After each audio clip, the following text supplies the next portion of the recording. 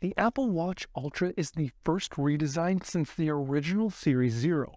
Almost 10 years of pretty much the same design. Year after year, rumors release that this is going to be the year for the design change. Well, that has kind of finally happened. If you haven't seen my first impressions video, I'll link it in the description if you want to check that out first. Now, I have been using the Apple Watch Ultra for 30 days, and some of my initial thoughts from my first video have changed, and some have not. So, let's get started.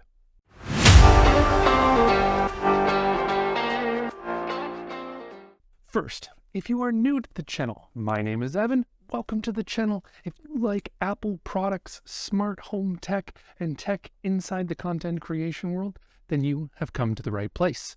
Be sure to check out a few of my other videos after you watch this one, of course. Okay, first, let's start off this video with the cons first, as every other video I see starts with the pros, but I feel like the cons is what I am curious about in every video. So let's start off with the action button. I really believe that Apple has missed the mark here. The opportunity that they had to make this an absolute game changer was there, and simply assigning a single feature just isn't good enough. And not allowing the user to change the hold function is another missed mark. But with other new Apple features, it is released and kind of left to see what it is used for. Then Apple takes it, refreshes it, and act like they came up with that great idea. So instead of waiting, I have created a shortcut button with many commands that check for focus modes and time of day to see what should run.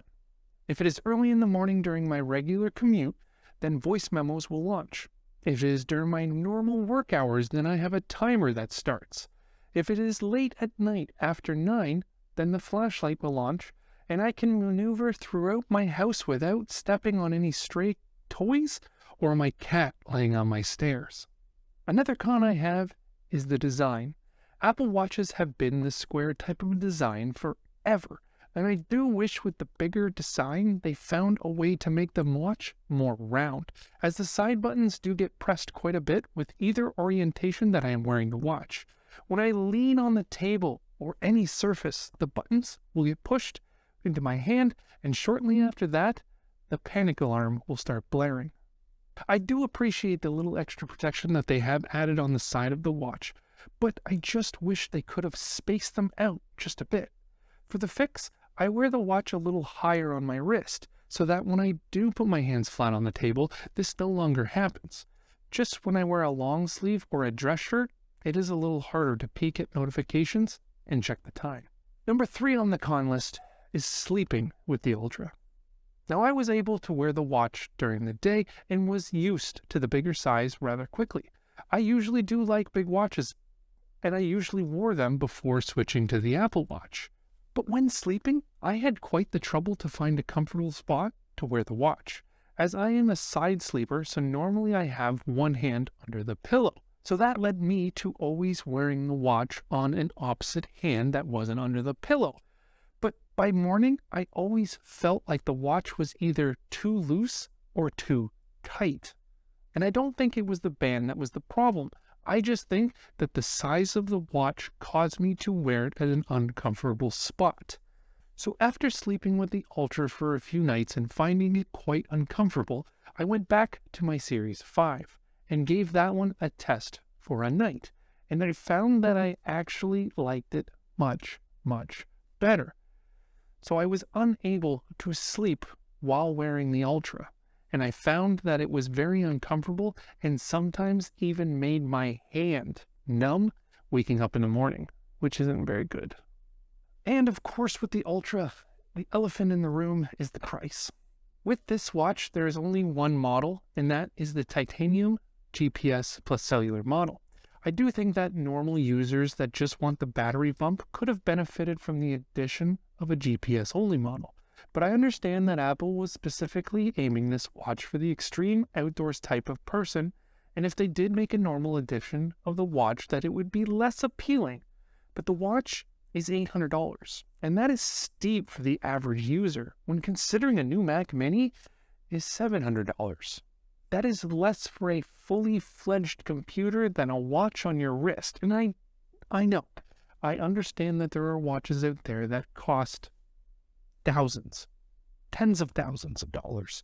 But this is a watch that is not going to last as long as those watches. The Ultra is most likely going to last you 3 to 5 years. Now, if that's a benefit for you, whether it's worth the $800, maybe you sell it in 3 years and upgrade to the next one, like most people do with iPhones, then that works for you. But let's find out if the pros return the value that is the price of the watch. And the first pro we start with is the battery. The battery on this watch is great compared to other Apple Watches. And that is where the asterisk is. As comparing to other smartwatches outside of the Apple Watch, there are watches that go weeks or months without needing to be charged, but they do not offer the functionality of the Apple Watch. With music streaming, fitness tracking, podcasts, apps, and even games on the Apple Watch, it is the most capable watch on the market. So my average usage was able to surpass that of the 36-hour mark. Now, I am not a crazy athlete, but I do have a fairly heavy walking schedule during the day as I do move around the office quite a bit. Now, I do walk the dog 1 or 2 times a day, and I usually do a 30 to 60 minute workout every other day. And I was able to reach or surpass the estimated battery life. The quick charging feature is fantastic as well. Either after waking up in the morning, I would pop it on the charger while I would get ready for work, and that would give it 20 to 30 minutes to charge up. And the watch would gain over 50% of battery. Doing this every day or even every other day kept my watch more than well juiced for the day. Or since I'm at my desk mostly every night working on something, I would put it on the charger for about an hour or so, and it would juice up to 100%. And now it is ready for the next 36 hours plus. Having the bigger battery plus fast charging are just 2 great features, and no longer do you need to worry about battery life and when you are going to charge your watch. Next. The next pro is build quality. Now, I really like the build on the Ultra. They have put titanium in the right places on the watch and made the face flat with a raised lip to protect the screen. The corners are where my Series 5 and Series 3 have taken the most damage. Just hitting them off high tables, corners, doorknobs, and just generally anything at arm's height. It's going to happen. So this new design definitely helps protecting the screen, which is the most important part, and will keep you from getting that first dent or ding on the side of your watch. Also, while wearing this watch, you do get used to the bigger size, but when going back to the standard watch, it will make them feel very, very small. I have started testing the SE, and when wearing that watch, I cannot help but constantly compare the 2 sizes. So if you are a big watch fan, the Ultra will scratch that itch for you. Now to the band. In my first impressions video, I mentioned that the Trail Loop was the band to get out of the 3, and I still think that that is the case, but you may want to pick up a similar band off AliExpress or Amazon. Many comments and replies I have received is that they do not feel that the Trail Loop is worth the $100 price tag. So picking up a similar band off one of those sites will make it much cheaper and still get the benefits of the Trail Loop. Now, one con about the Trail Loop is that it's not great for getting wet. When I wore it in the shower, it would take close to an hour to dry, which was kind of annoying when wearing a long sleeve shirt. Not game-breaking or anything, just something I noticed. It might differ in the summer when swimming, as long sleeves aren't really worn and it is much, much warmer.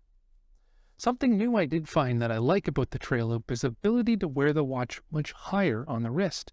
When I found myself hitting the side button on the watch, I simply loosened the band and brought it higher and tightened the band, and it would stay in place for the rest of the day. I know with the Ocean Loop, finding the perfect fit is quite hard, as it is not as flexible in its sizing. And the Alpine Loop, well, having a titanium piece on the bottom just makes it uncomfortable for typing, and it is going to scratch anything under your wrist. Which leads me to a side note. If you are going with the Alpine Loop, I have seen quite a bit of feedback regarding the band. If ordered too small, the titanium buckle will scratch the watch when trying to take it off, so just make sure that you order the proper size band. To the next pro, which is cellular.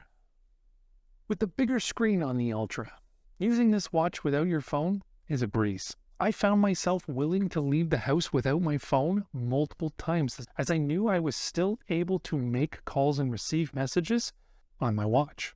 And with the new swipe keyboard, replying to messages is almost as easy as using voice dictation.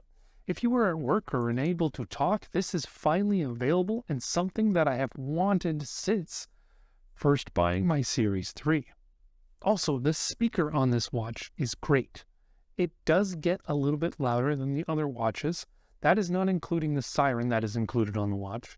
And the beam-forming microphone on the watch is great. While taking calls, it will find the best microphone and cancel out any background noise on the fly. And using Siri on the watch is quite easy. I will be doing an extended test with the watch without my phone for 7 days in a future video. So make sure to be subscribed to see when that goes live. And with the flat screen on the watch, it is much easier to take advantage of the bigger size of the Ultra. With the other watches being rounded on the corners, I found myself always launching apps that were in those corners, so I needed to not use those watch faces and had to go to a less complicated face, so that didn't happen. But with the Ultra, I always found myself using the Wayfinder watch face and even enjoyed putting it into dark mode. I think I found the perfect watch face, and I will show that in my 7-day test. So there it is, the full review, my pros and cons. Now tell me, would you pay $800 for the watch?